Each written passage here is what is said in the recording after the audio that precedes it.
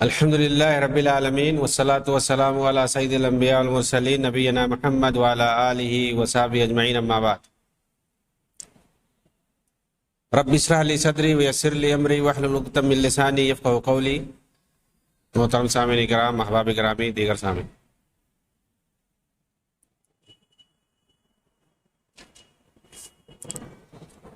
اخوان المسلمون اور روافض کے تعلق سے بات چل رہی ہے کہ ان دونوں کے آپس میں کیسے گہرے تعلقات ہیں اور اخوانیوں نے کس طرح سے شیعہ رافضیوں کو عالم اسلام کے اندر ملایا اور اندر گھسانے کی کوشش کی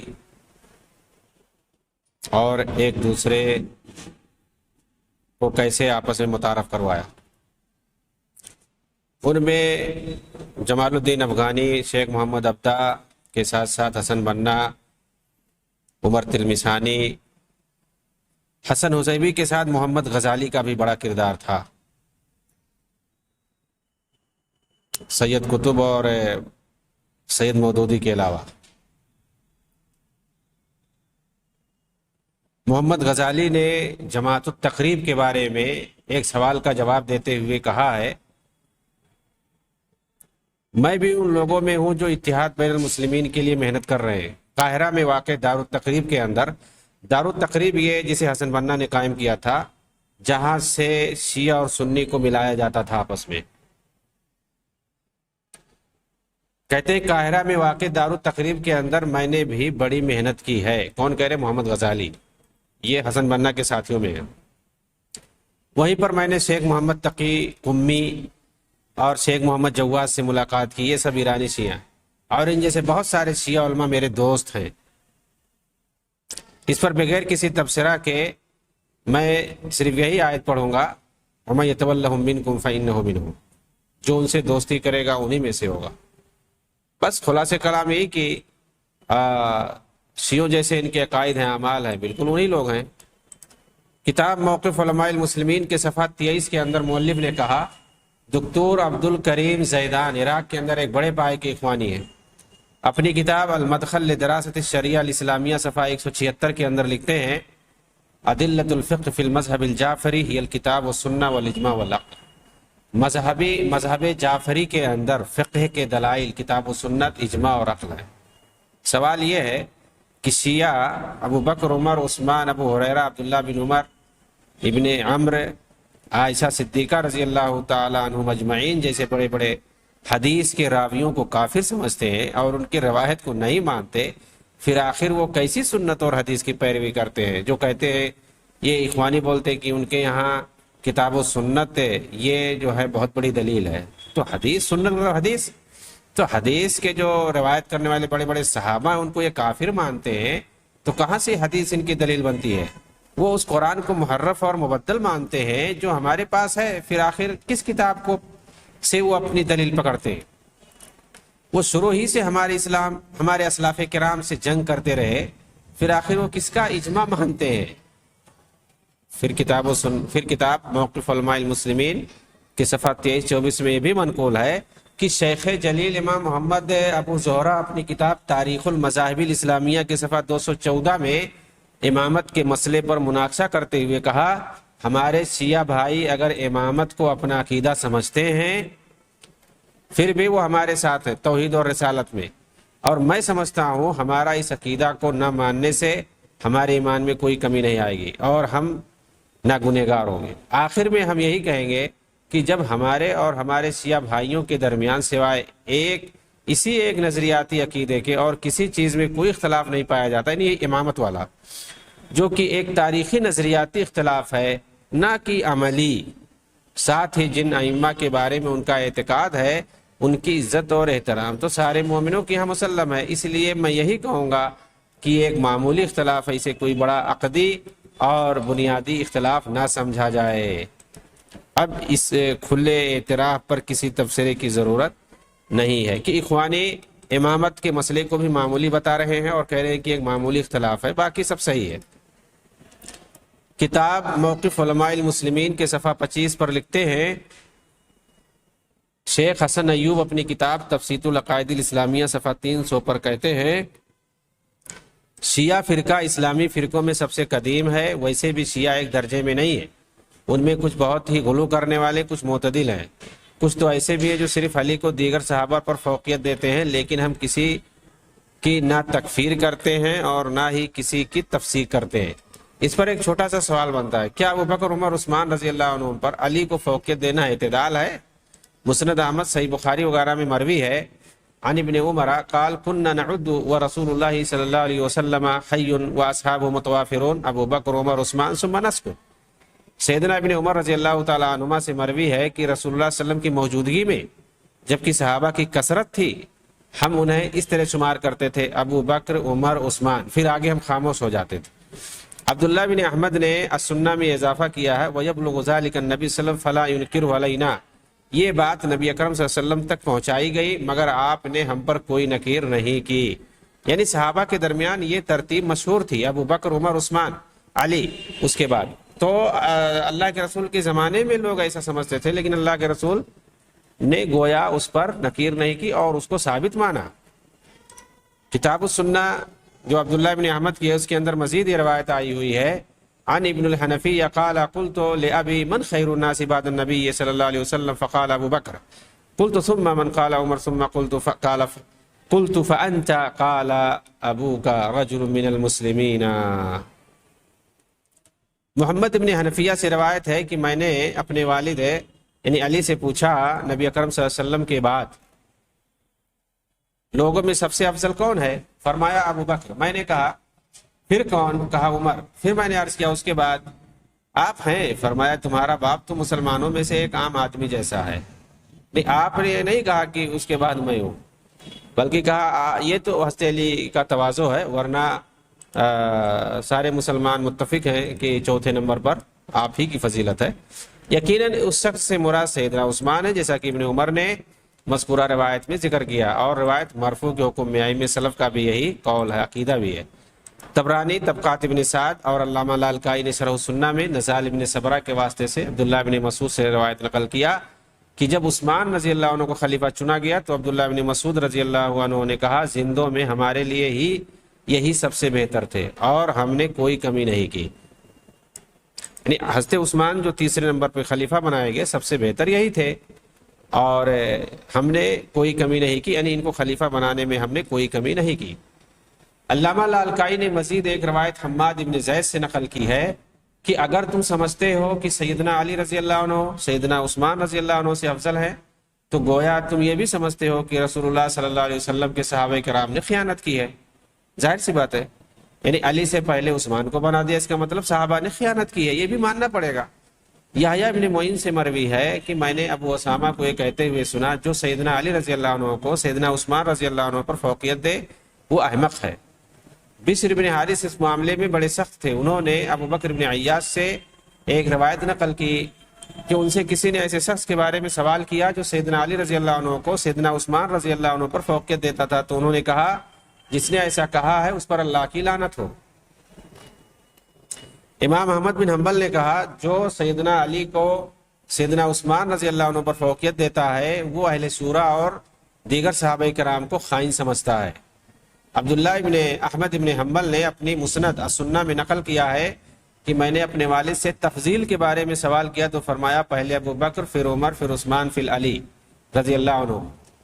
اخوانی محمد غزالی سے سوال یہ ہے کہ اپنے امام خمینی کے بارے میں کیا کہیں گے جو اپنی کتاب کشف الاسرار صفحہ 121 ملا باقر مجلسی کی کتابوں کو پڑھنے پر ابھارتے ہوئے کہتا ہے، کیا کہتا ہے؟ کتاب ہائے فارسی راہ کی مرحوم مجلسی برائے مردم فارسی زبان نوشتہ بھی خوانید تا خود را مبتلا بیگ ہم جو رسوائے یختر دان نکینت، یعنی وہ کتابیں جنہیں مرحوم مجلسی نے فارسی زبان میں لکھی ہے انہیں ضرور پڑھو تاکہ ذلت و رسوائی میں نہ پڑھ سکو۔ آگے صفحہ 75 میں لکھا در کافی کی یکے از چہار کتاب معتبر است، ہمارے نزدیک 4 معتبر کتابوں میں الکافی بھی ایک ہے۔ اور یہ بات معلوم ہے کہ ملا مجلسی نے اپنی کتاب میرات العقول اور تذکرۃ الائمہ میں اسی طرح کلینی نے الکافی میں ایسی روایتیں ذکر کی ہیں جن میں قرآن کے محرف ہونے کی صراحت ہے۔ اور یہ کتابیں شیعوں کے یہاں ویسی معتبر ہیں جیسے ہمارے یہاں بخاری اور مسلم۔ بطور خاص ملا مجلسی نے قرآن کو محرف ثابت کرنے کے لیے اپنی کتابوں میں مختلف جگہوں پر اس مسئلے کو اٹھایا ہے۔ کتاب اتحاد یکجہتی، یہ ایران پاکستان سے یہ کتاب چھپی ہے، اتحاد یکجہتی، اسے جماعت اسلامی والوں نے چھاپا ہے۔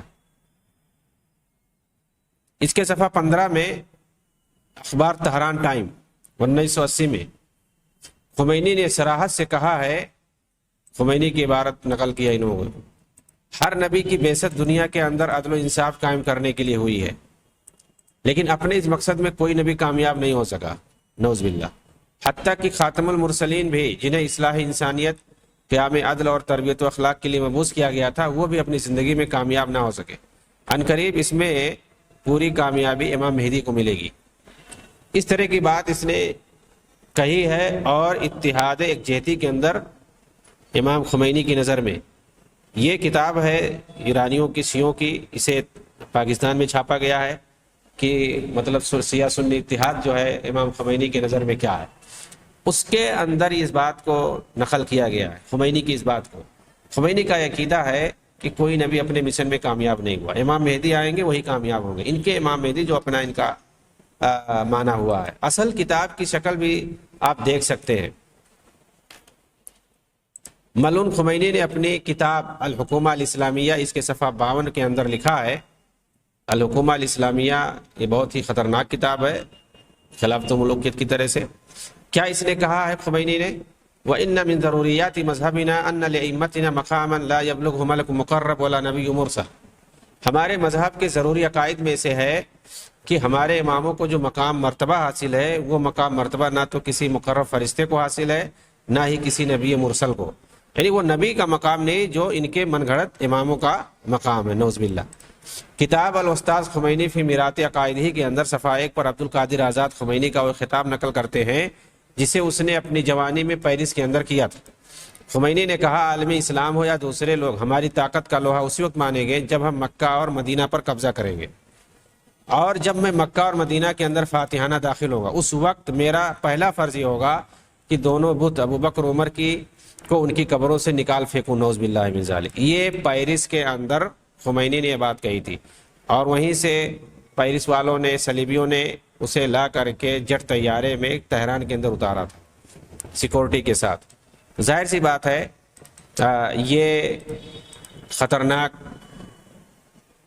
کینسر تھا جسے عالمی اسلام کے اندر اتارا گیا تھا۔ کس نے اتارا؟ صلیبیوں نے۔ جس طرح سے انگریزوں نے اسرائیل کو ایک خنجر گھونپا ہے، اسی طرح سے فرانسیسیوں نے ایک خنجر گھونپا ہے ایران کے اندر خمینی کی شکل میں۔ یہ وہاں فرانس کے اندر اس طرح سے تقریر کرتا تھا کہ جب ہم مکہ مدینہ پر قبضہ کریں گے اس وقت لوگ سمجھیں گے ہمارا لوہا مانیں گے، اور وہاں مدینہ میں جا کر کے ہم ابو بکر عمر کی قبروں کو اکھاڑیں گے، نعوذ باللہ۔ اسی طرح کی بات ملا باقر مجلسی نے بھی اپنی کتاب حق الیقین صفحہ 145 کے اندر ذکر کی ہے۔ یہ کتاب چھاپا خانہ کتاب فروشی اسلامیہ تہران 1390 ہجری سے شائع ہوئی ہے۔ ملعون خمینی نے اپنی کتاب کشف الاسرار میں اس بات کی صراحت کی ہے کہ نبی اکرم صلی اللہ علیہ وسلم کے سارے صحابہ نعوذ باللہ منافق تھے سوائے علی اور ان کے 3 یا 4 ساتھیوں کے۔ اسے محمد منظور نعمانی نے اپنی کتاب الثورہ الایرانیہ کے صفحہ 78 میں نقل کیا ہے، اور انہی کے حوالے سے یہ بات مذکور ہے الشقیقان صفحہ 46 کے اندر۔ الشقیقان بھی یہ بہت ہی اہم کتاب ہے، مطلب 2 بھائی مودودی اور خمینی، تو اس کے اندر تفصیل سے ساری چیزیں لکھی ہوئی ہیں کہ جماعت اسلامی خاص طور سے مودودی اور خمینی کا کیا تعلق تھا آپس میں۔ مردود خمینی نے سیدنا امیر المومنین عمر بن خطاب رضی اللہ عنہ کو کافر اور زندیق کہا ہے۔ اس مردود کی تقریباً سبھی کتابوں میں اس طرح کی کفریات بھری پڑی ہیں، اور مودودی اسی خمینی کے بارے میں کہتے تھے کہ خمینی کا جو انقلاب ہے اس کے ساتھ ہمارا دل دھڑکتا ہے، اللہ اکبر۔ تو یہ مودودی اور اس طرح کے لوگوں نے عالم اسلام کے اندر ان رافضیوں، ان خبیث ملعونوں کو اس طرح سے پھیلایا، پروموٹ کیا کہ وہ لوگ آج اس طرح سے بڑھے ہوئے ہیں اور عالم اسلامی کے اندر تباہی مچائے ہوئے ہیں۔ مردود خمینی کی مذکورہ کتاب کا صفحہ 134 دیکھیں، اس میں میگزین المجاہد سے ایک تصویر لی گئی ہے، اس سے اندازہ ہوتا ہے کہ رافضی ایک بدبخت کی قبر سے کتنی محبت کرتے ہیں۔ یعنی یہ اخوانی اور رافضی اس مردود کو اس کے مرنے کے بعد بھی اس سے اتنی محبت کرتے ہیں اور اس کی باتوں پہ متفق ہیں جتنا اس کی زندگی میں تھے۔ کتاب موقف علماء المسلمین صفحہ 28 کے اندر لکھا ہے کہ کتاب تحدیات امام العروبہ والاسلام صفحہ 208 کے اندر صابر طویمہ کہتے ہیں، حق بات یہی ہے کہ شیعہ اور اہل سنت کے درمیان اصولوں کے اندر کوئی اختلاف نہیں ہے، دونوں توحید پر قائم ہے، اختلاف صرف فروع کے اندر ہے، اور اختلاف اسی طرح سے ہے جس طرح کا اختلاف خود اہل سنت مذاہب کے اندر پایا جاتا ہے۔ چنانچہ یہ سب اصول دین پر متفق ہیں، اسی طرح جس طرح سے قرآن اور سنت مطہرہ کے اندر پیش کیا گیا۔ چنانچہ ان امور پر ایمان لاتے ہیں جن پر ایمان لانا ضروری ہے، اس لیے اہل سنت ہی کی طرح شیعہ بھی اسلام کا ایک مذہب ہے، اور دونوں کا مرجع حقیقی کتاب اللہ سنت رسول ہے۔ اللہ اکبر۔ کتاب موقف علماء المسلمین صفحہ 33 کے اندر مؤلف نے لکھا، اب ہم سیدہ مجاہدہ زینب غزالی کا جواب پیش کرتے ہیں، جسے میگزین العالم لندن شمارہ 85 مارچ 1985 میں شائع کیا گیا۔ سوال یہ تھا کہ مختلف اسلامی مذاہب اور فرقوں میں یہ اختلاف و انتشار کیوں ہے؟ تو محترمہ زینب غزالی نے جواب دیا، یقیناً یہ صہیونی سازش ہے۔ میری نظر میں جعفری، یعنی جو مذہب کا اختلاف ہے، فرقوں کا اختلاف ہے مسلمانوں میں، یہ زینب غزالی نے کہا کہ یہ صہیونی سازش ہے۔ میری نظر میں جعفری اور زیدی شیعہ اہل سنت چاروں مذاہب کی طرح بھی اسلامی مذاہب میں ہیں، لہذا وقت کی ضرورت ہے کہ شیعہ اور اہل سنت کے سارے مفکرین اور دینی رہنما ایک پلیٹ فارم پر جمع ہو جائیں، اور اہل سنت کے چاروں مذاہب، شیعہ مذہب اور ظاہری مذہب، سب ایک ساتھ مل کر گفتگو کریں اور صہیونی سازش کو بیان کریں اور آپس میں سب مل جائیں۔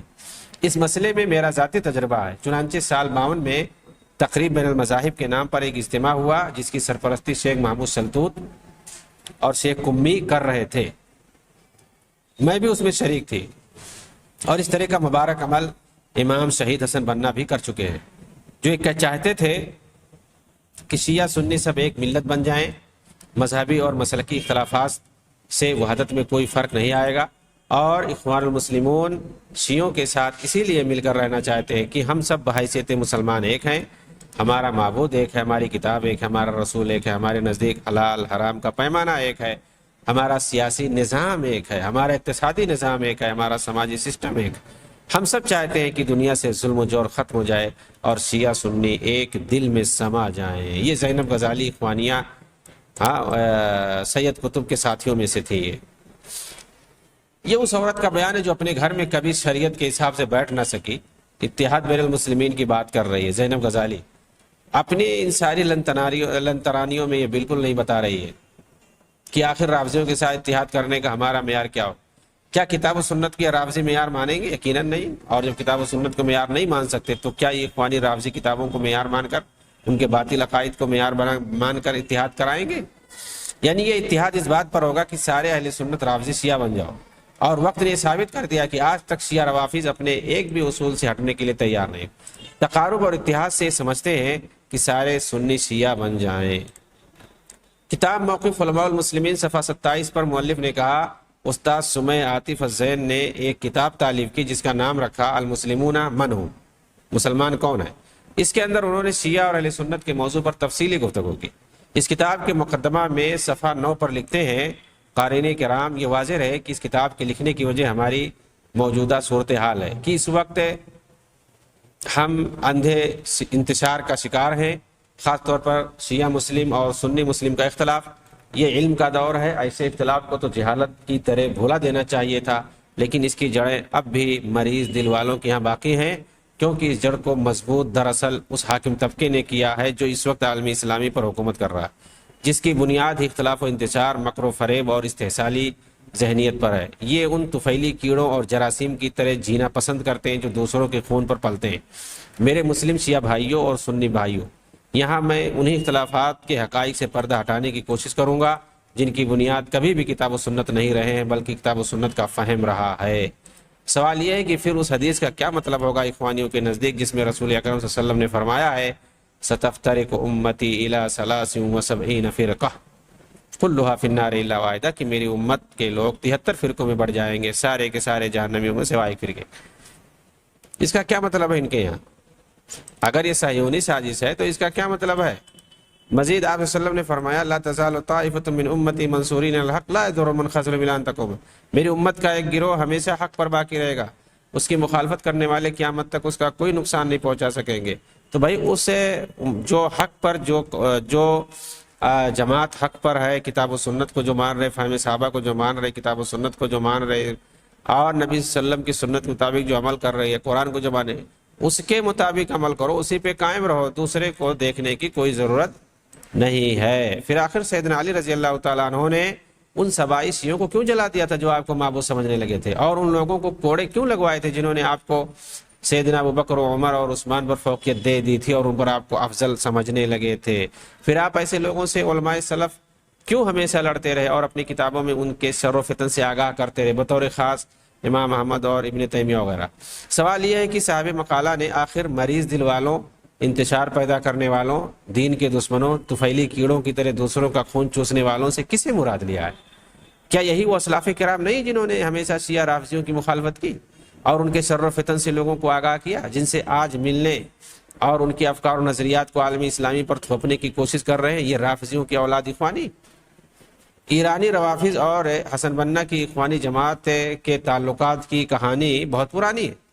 یہ تعلقات اسی وقت سے شروع ہوتے ہیں جب خمینی نے 38 میں مصر کی زیارت کی تھی، 1938، اور قاہرہ میں درب الاحمر کے علاقے میں واقع اخوانی ہیڈ کوارٹر پر اخوانی سربراہوں سے ملاقات کی تھی۔ اس ملاقات کو پردہ راز میں رکھا گیا، یہاں تک کہ اخوانی جماعت سے نکل کر اہم رکن ثروت خرباوی نے اپنی خطرناک کتاب ائمۃ الشر الاخوان والشیعہ امۃ تلع فی الخفا کے اندر اس سے پردہ ہٹایا۔ خرباوی نے لکھا فی تاریخ الاخوان القدیم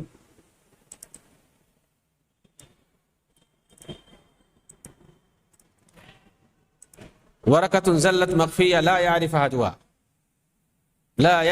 عنها شيئا أذهلتني حين عرفتها، كانت مخبأة في أحد دهاليز الجامعة من دون أن يلتفت إليها أحد أو يشعر بقيمتها التاريخية.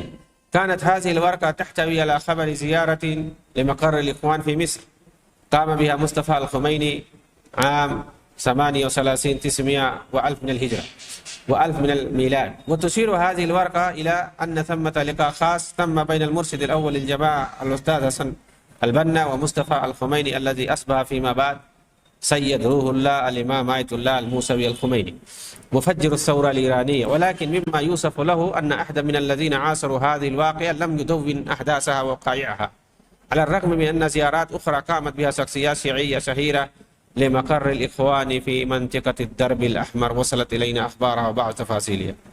اخوانیوں کی ابتدائی تاریخ کا ایک صفحہ سب کی نگاہوں سے پوشیدہ رکھا گیا۔ کون سا صفحہ ہے وہ؟ میں اسے پڑھ کر حیران میں پڑ گیا۔ یہ خربت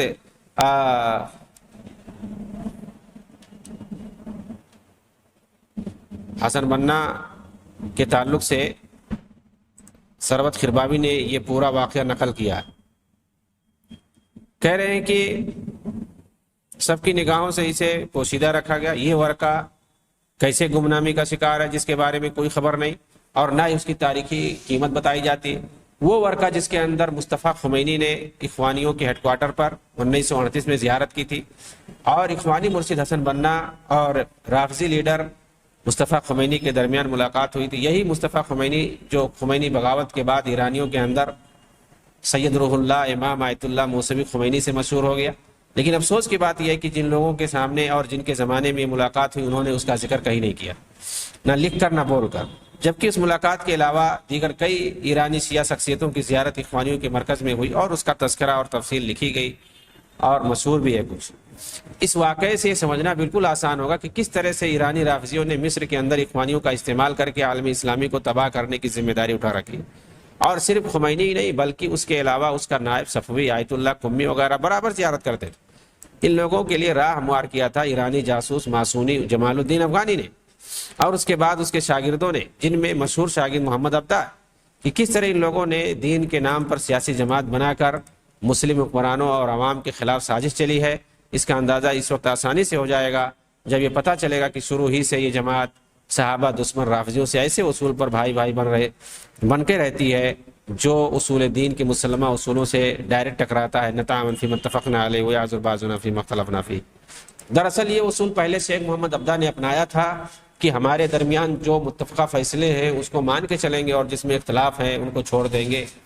یہ محمد عبدہ نے اپنایا تھا تمام ادیان کو ایک ساتھ لے کر چلنے کی، صرف مذاہب نہیں، ادیان. بعد میں اسی کو رشید رضا نے اپنایا تمام سنی مسالک کو ایک ساتھ لے کر چلنے کے لیے.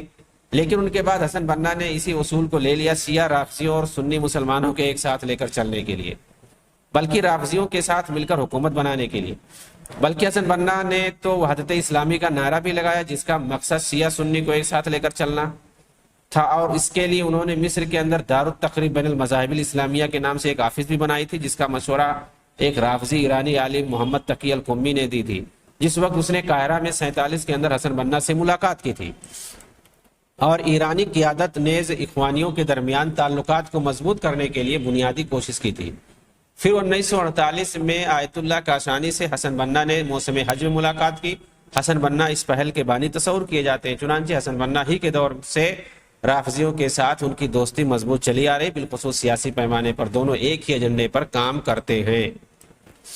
اگر یہ واقعی اسلامی وحدت قائم کرنے کے ایجنڈے میں مخلص ہوتے تو ضرور قائم ہو چکا ہوتا، مگر زمینی حقیقت اس کے بالکل برعکس ہے کہ بہت سے سنیوں کو مصر کے اندر اس جماعت نے رافضی بنا ڈالا، جبکہ ایک بھی شیعہ رافضی سنی نہیں ہوا. اس سے پتہ چلتا ہے کہ اسلامی وحدت کا مقصد ان رافضیوں اور اخوانیوں کے نزدیک یہی ہے کہ سارے مسلمان شیعہ رافضی بن جائیں. جامع ازہر کے شیخ محمد محمود سلطوت، جنہوں نے حسن بنا کے ساتھ مل کر دار التقریب قائم کی تھی، انہوں نے فتویٰ دیا تھا ان مذہب الجعفری المعروف بمذہب الشیعہ الامامیہ اثنا عشریہ مذہب یجوز التعبد به شرعا کسائر مذاہب اہل سنہ. جعفری مذہب بھی ایک معروف مذہب ہے جس پر اثنا عشری شیعہ عمل کرتے ہیں. دیگر دوسرے سنی مذاہب کی طرح اس پر بھی قائم ہو کر اللہ کی عبادت کی جا سکتی ہے، یعنی کوئی جعفری بھی ہو جائے تو بھی کوئی مسئلہ نہیں ہے شیعوں کے یہاں. یہ فتویٰ مصر اور دوسرے ممالک میں بڑے پیمانے پر پھیلایا گیا کیونکہ جامع ازہر کا فتویٰ تھا. اخوانیوں اور رافضیوں کے ذریعے یہ ثابت کیا گیا کہ اہل سنت کے چاروں معروف تقلیدی مذاہب کی طرح جعفری مذہب بھی ہے، اور یہ بھی ایک دینی مذہب ہے، دنیاوی اور سیاسی اغراض سے خالی ہے. چنانچہ اس فتوے کے مشہور ہونے کے بعد بہت سے عرب سنی مسلمان رافضی ہو گئے، بالخصوص مصر کے اندر. اور محمود شلتوت نے اپنے دور میں مذہب کو جامع ازہر کے اندر نصاب تعلیم میں داخل بھی کر دیا، نعوذ باللہ. یہ بھی معلوم رہے یعنی رافضیوں اور اخوانیوں کے اثر سے، اور یہ انہی سے متاثر تھے محمود سلطوت جو اس وقت شیخ الازہر تھے. یہ بھی معلوم رہے کہ اس واقعے کی ایک دہائی کے بعد جب مدینہ منورہ کے اندر اسلامی یونیورسٹی کی بنیاد رکھی جا رہی تھی، اس وقت بھی اخوانیوں نے بالخصوص سید مودودی نے جامعہ کے ذمہ داروں سے درخواست کی تھی کہ دوسرے سنی مذاہب کی طرح جعفری مذہب کو بھی نصاب تعلیم میں شامل کیا جائے. یعنی ازہر کے اندر اخوانیوں نے شامل کرا دیا جعفری مذہب کو نصاب تعلیم میں، حنفی شافعی اور اسی طرح سے مالکی اور حنبلی کے ساتھ. تو اب مدینہ منورہ یونیورسٹی جو ہے اس کے اندر بھی کوشش کر رہے تھے لوگ، خاص طور سے مودودی نے باقاعدہ ریکویسٹ کیا تھا، خطوط بھیجے تھے اور لکھا تھا کہ جعفری مذہب کو بھی نصاب میں داخل کیا جائے، مگر خمینی کے غلاموں کی درخواست کو رد کر دیا گیا وللہ الحمد، اور یہ کامیاب نہ ہو سکے. مدینہ یونیورسٹی میں رافضی مذہب کو یہ لوگ داخل نہیں کرا سکے. 1945 میں ایرانی رافضی خمینی کا ساتھی نواب صفوی، جس کا نام امام مجتبیٰ میرلوجی ہے، اس نے اخوانیوں سے متاثر ہو کر ایران کے اندر فدایان اسلام نام کی تحریک قائم کی تھی، جس طرح 1941 کے اندر سید مودودی نے انگریزی انڈیا کے اندر اسلامی جماعت قائم کی تھی. نواب صفوی کو سید قطب نے 54 کے اندر مصر آنے کی دعوت دی، حالانکہ اس سے پہلے یہ مصر آیا کرتا تھا اور اخوانی مرکز میں رہتا تھا. اخوانی طلباء کو یونیورسٹیوں کے اندر حکومت مخالف احتجاج کرنے کا طریقہ سکھاتا تھا. حسن بنا کے قتل کے بعد ایران بھاگ گیا تھا، مگر حالات نارمل ہونے کے بعد دوبارہ سید قطب نے مصر بلایا.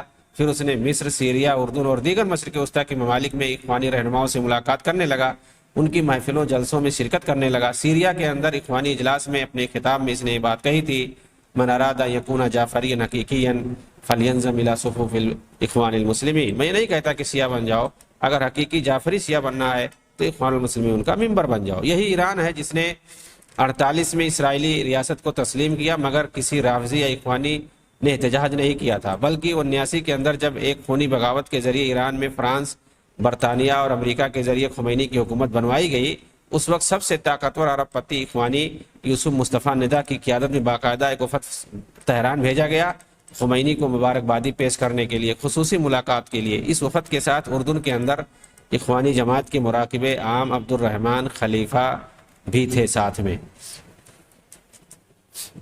تو یہ اخوانیوں کی رافضیت نمازی ہے کہ کس طرح سے انہوں نے شیعوں کا ساتھ دیا اور ہر میدان میں ان کے ساتھ رہے، اور مسلم دنیا کی تباہی میں مکمل طور سے، خاص طور سے سیاسی نظریات میں شیعہ رافضیوں کے یہ طاقتور دوست تصور کیے جاتے ہیں ہر جگہ، چاہے وہ ایران ہو یا افغانستان ہو یا اسی طرح سے عراق ہو، یمن ہو، سیریا ہو، لبنان ہو، فلسطین ہو، ہر جگہ یہ شیعوں کے خاص سے دوست اور ساتھی مانے جاتے ہیں۔ ان کو مضبوط کرنے میں اللہ تعالیٰ ان مکاروں اور سازش سے کرنے والوں سے عالمی اسلام کو نجات دے، آمین۔ وآخر دعوانا الحمدللہ رب العالمین، السلام علیکم ورحمۃ اللہ وبرکاتہ۔